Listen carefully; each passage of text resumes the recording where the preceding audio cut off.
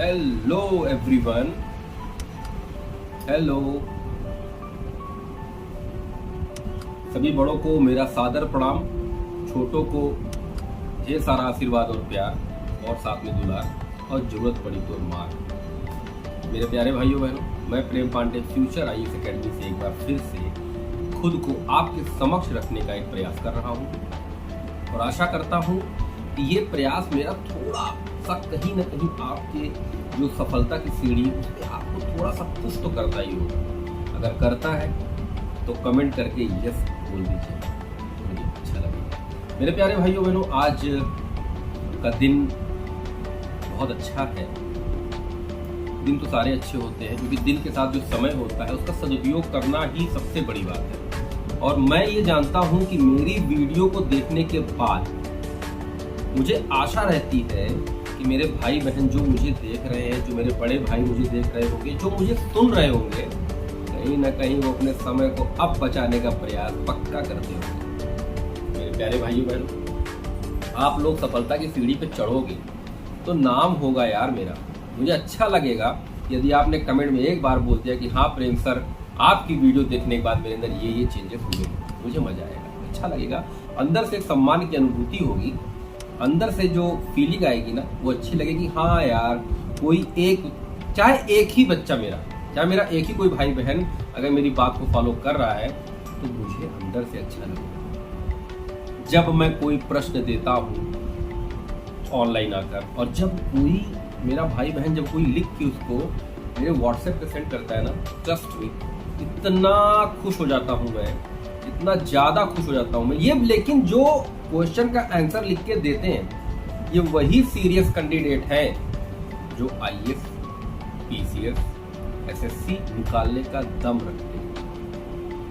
आजकल यूट्यूब पे मुझे तो हंसी आती है कि कभी कभी मैं रील वगैरह तो मैं देखता नहीं, तो आजकल मैं देख रहा हूँ कि जो बेवकूफ़ी की हरकत कर रहे हैं, उल्टी सीधी हरकतें कर रहे हैं, यूट्यूब पे आके लोगों को हंसाने का प्रयास कर रहे हैं, उनके फॉलोअर्स मिलियंस हैं। और जो आपकी सफलता की कामना करते हैं, जो आपको अच्छी चीज सिखाते हैं, उनके फॉलोअर्स 1000 भी नहीं।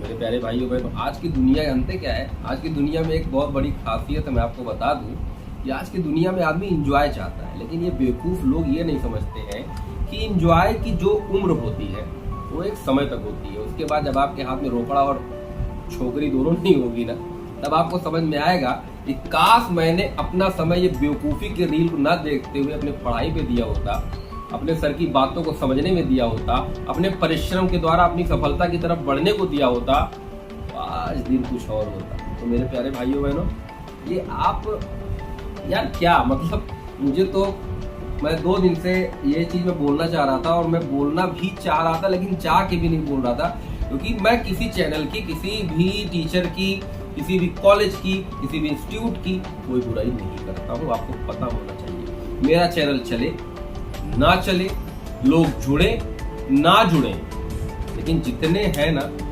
वो मेरे लिए मिलियंस भी ज्यादा महत्व है। तो आज का विषय हम लोग भारतीय निर्वाचन आयोग की बात करने वाले थे, लेकिन कल जस्ट एकदम दिमाग में एक चीज मेरे निकल के आई कि कुछ दिन पहले की वीडियो में हम लोगों ने बात किया था केंद्र राज्य संबंध। महत्वपूर्ण टॉपिक आया है यार, मैं आपको बता दूं, तो बहुत ज्यादा महत्वपूर्ण टॉपिक है। वो आजकल मामला चल रहा है केंद्र और राज्य का, जहां पर केंद्र सत्ता में है और जहां पर राज्यों में वो पार्टी मौजूद नहीं होती है, तो उन दोनों पार्टियों के मध्य, पक्ष और विपक्ष के मध्य सिर्फ एक द्वंद्व चलता रहता है। जैसे केंद्र सरकार में भाजपा, उत्तर प्रदेश में भाजपा, कोई प्रॉब्लम नहीं है। केंद्र सरकार में भाजपा, पश्चिम बंगाल में कोई और सरकार, बहुत प्रॉब्लम। केंद्र सरकार में भाजपा, बिहार में कोई और सरकार, फिर प्रॉब्लम। बस वही चीज आपको समझाना चाहता हूं कि पक्ष और विपक्ष जब राज्य और केंद्र में एक ही शासन, एक ही सत्ता, एक ही सरकार शासन करती है, तो दोनों के मध्य बहुत अच्छा व्यवहार देखने को मिलता है। लेकिन जब यही पार्टियां चेंज हो जाती हैं तो उनके बीच कहीं ना कहीं द्वंद्व बना रहता है। तो केंद्र राज्य संबंध मैंने आपसे पहले ही बताया था कि केंद्र राज्य संबंध जब तक मधुर नहीं होंगे, जब तक केंद्र और राज्य साथ में मिलकर काम नहीं करेंगे, तब तक किसी भी राज्य का, राज्य में स्थित किसी भी जिले का, और पूरे देश का विकास करना बहुत ज्यादा संभवतः एक यक्ष प्रश्न के रूप में साबित होता है। आज मैं आपको महत्वपूर्ण टॉपिक बताने जा रहा हूँ, दिल्ली और केंद्र सरकार के बीच जो द्वंद्व चल रहा है उसके बारे में। बहुत ध्यान से सुनिएगा कि ये दिल्ली केंद्र शासित प्रदेश है, राइट। लेकिन दिल्ली केंद्र शासित प्रदेश है, लेकिन वहां पर विधानसभा भी है। चंडीगढ़ में है, अंडमान निकोबार में है, लेकिन दिल्ली को स्पेशल स्टेट का दर्जा दिया है। वहां पर विधानसभा का चुनाव होता है। वर्तमान समय में आदरणीय श्री अरविंद केजरीवाल जी वहां के मुख्यमंत्री हैं और केजरीवाल साहब का वहां के एलजी लेफ्टिनेंट गवर्नर से हर दिन विवाद चलता रहता है। यहां तक कि विवाद इस तरह पहुंच गया था कि केजरीवाल साहब ने कह दिया कि सरकार को चलाएगा कौन चलाएगा, हम चलाएंगे कि लेफ्टिनेंट गवर्नर साहब चलाएंगे। एलजी कौन होता है? एलजी मतलब लेफ्टिनेंट गवर्नर जो होता है, राष्ट्रपति का एक क्या होता है, एजेंट होता है। वो वहां पे बैठा है, सारी चीजों को देख रहा है, कैसा शासन चल रहा है कैसे नहीं, उसकी सारी रिपोर्ट वो देता है इसको, राष्ट्रपति को। और राष्ट्रपति किस पे डिपेंड होता है? कैबिनेट मंत्रिमंडल पर। तो ये घुमा टहला के सारी पावर जो है वो अप्रत्यक्ष रूप से केंद्र के ही हाथ में है। तो आपको मैं बता दूं कि दिल्ली को स्पेशल पावर स्पेशल जोन में कब रखा गया। 69वें संविधान संशोधन अधिनियम 1991, बहुत ध्यान समझिए, 69 अमेंडमेंट एक्ट 1991 में आर्टिकल 239 AA अनुच्छेद 239 AA जोड़ा गया। यह अनुच्छेद दिल्ली को विशेष राज्य का दर्जा प्रदान करता है। इस संशोधन की जो सिफारिश थी वो एस बालाकृष्णन कमेटी ने की थी। अब इस कमेटी ने सिफारिश की थी कि भैया दिल्ली को स्पेशल स्टेट बनाया जाए।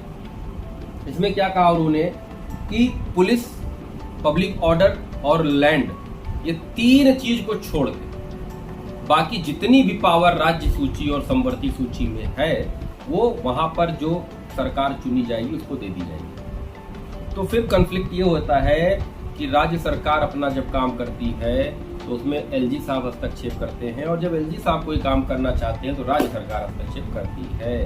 तो दोनों के मध्य विवाद होता रहता है।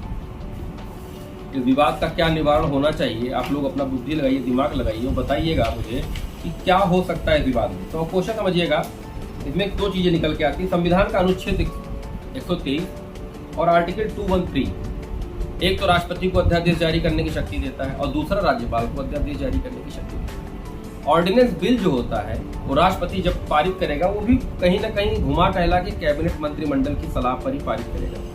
यदि लोकसभा और राज्यसभा दोनों नहीं चल रहे हो, ना लोकसभा चल रही हो ना राज्यसभा चल रही हो, तब अध्यादेश लाया जाता है। लेकिन जब ये अध्यादेश सरकार बन जाती है, लोकसभा राज्यसभा चालू हो जाता है, तो यह अध्यादेश 6 सप्ताह से ज्यादा के लिए वैलिड नहीं होता है।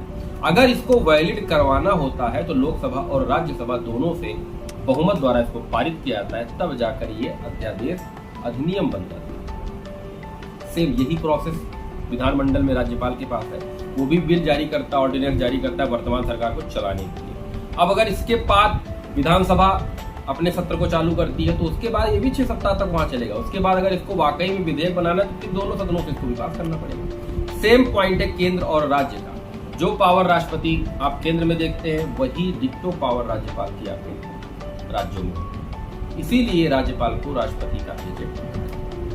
तो केंद्र सरकार और राज्य सरकार का जो कॉन्फ्लिक्ट है 239 AA, the most important article of the Indian constitution. आप इसको पढ़िएगा और अच्छे समझिएगा, इसका एक्सप्लेनेशन करिएगा कि क्या होना चाहिए। अभी हाल ही में एक एक्ट आया था, मैंने आपको उसके बारे में बताया नहीं, अब सॉरी मैं फिर बता रहा हूँ।